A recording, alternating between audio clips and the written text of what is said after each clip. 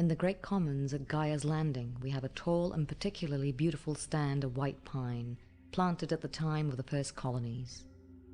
It represents our promise to the people and to planet itself, never to repeat the tragedy of Earth.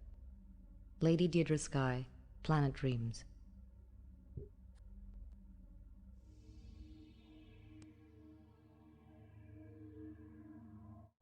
As the writhing, teeming mass of mineworms swarmed over the outer perimeter, we saw the defenders recoil in horror. "Stay calm. Use your flame guns," shouted the commander, but to no avail. It is well known that the mind-worm boil uses psychic terror to paralyze its prey, and then carefully implants ravenous larvae in the brains of its still conscious victims. Even with the best weapons, only the most disciplined troops can resist this horrific attack. Lady Deirdre Sky, our secret war.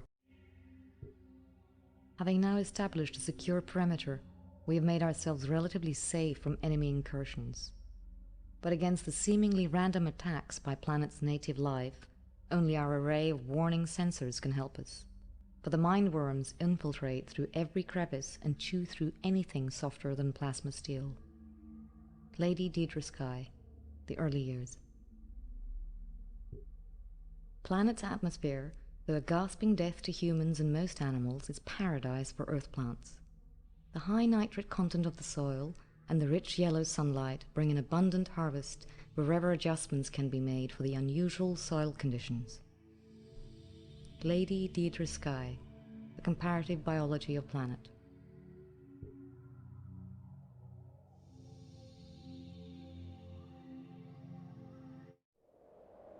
I shall not confront planet as an enemy, but shall accept its mysteries as gifts to be cherished. Nor shall I crudely seek to peel the layers away like the skin from an onion. Instead, I shall gather them together as the tree gathers the breeze. The wind shall blow and I shall bend. The sky shall open and I shall drink my fill. Gaian Acolyte's Prayer. The prevalence of anoxic environments, rich in organic material, combined with the presence of nitrated compounds, has led to an astonishing variety of underground organisms which live in the absence of oxygen and breathe nitrate. Likewise, the scarcity of carbon in the environment has forced plants to economize on its use. Thus, all our efforts to return carbon to the biosphere will encourage the native life to proliferate. Conversely, the huge quantities of nitrate in the soil will be heaven to human farmers. Lady Deirdre Sky, The Early Years. Although planet's native life is based, like Earth's, on right-handed DNA and codes for all the same amino acids, the inevitable chemical and structural differences from a billion years of evolution in an alien environment render the native plant life highly poisonous to humans. Juicy ripe grenade fruits may look appealing, but a mouthful of organonitrates will certainly change your mind in a hurry. Lady Deirdre Sky, The Comparative Biology of Planet. You see in this dome the intermingling of native and earth plants. Outside, they are competitors, struggling over the trace elements required for life. Often, one destroys the other. Here they are tended with care and kept well nourished. They thrive together, and the native fungus does not unleash its terrible defenses. As you can see, competition is unnecessary when resources are plentiful, and population growth is controlled. Lady Deirdre Sky, Planet Dreams. Skyfarms are fantastically beautiful, with their kilometre-long networks of glass framed in grids of metal, and the sunlight shining through jungles of vegetation inside. When one of them catches the light, you can see the refracted beauty for miles. They are life-giving stars on a desolate planet, gardens on the wing. Lady Deirdre Sky, Planet Dreams. I wake, I work, I sleep, I die. The dark of space my only sky. My life has passed, and all I've been will never touch the earth again. The Ballad of Skyfarm 3, Anonymous, Data Links.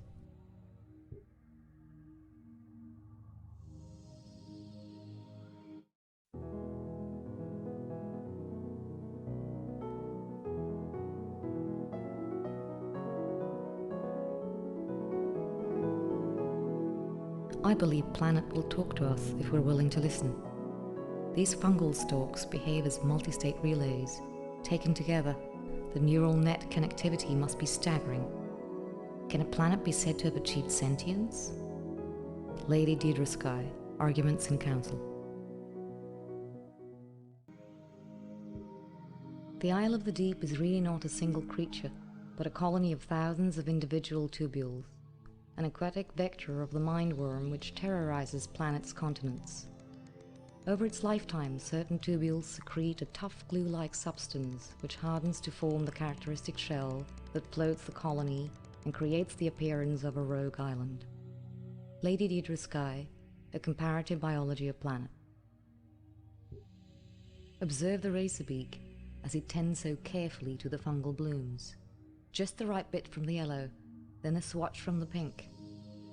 Follow the glow mites as they gather and organize the fallen spores.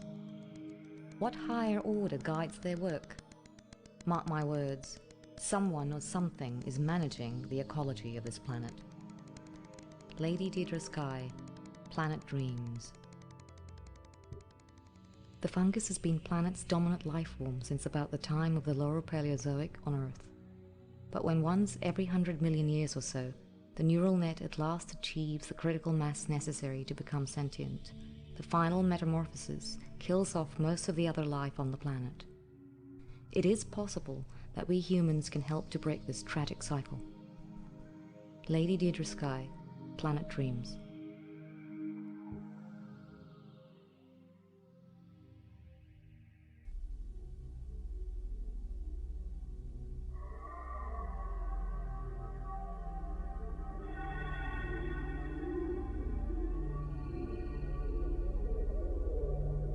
Symbols are the key to telepathy.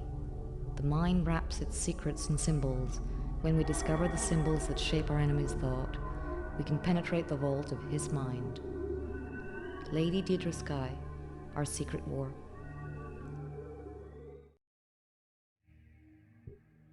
I once walked these shores at night, listening to the waves wash across sand and rock. Now I hear the thunder of batteries which, inasmuch as it will guarantee the eventual harmony of planet, I find almost as soothing. Lady Deirdre Sky, Planet Dreams. As we approached, we were confronted by the ruined splendor of Sparta Command. The true immensity of the place became instantly apparent as our quantum tank crunched over the rubble and parked next to a shuttered bunker, but the extent of the destruction took weeks to assess. The shielded data core had sustained several massive breaches, and smoke still billowed from the numerous cannon ports. There were few signs of human life. Lady Deirdre Sky, Our Secret War.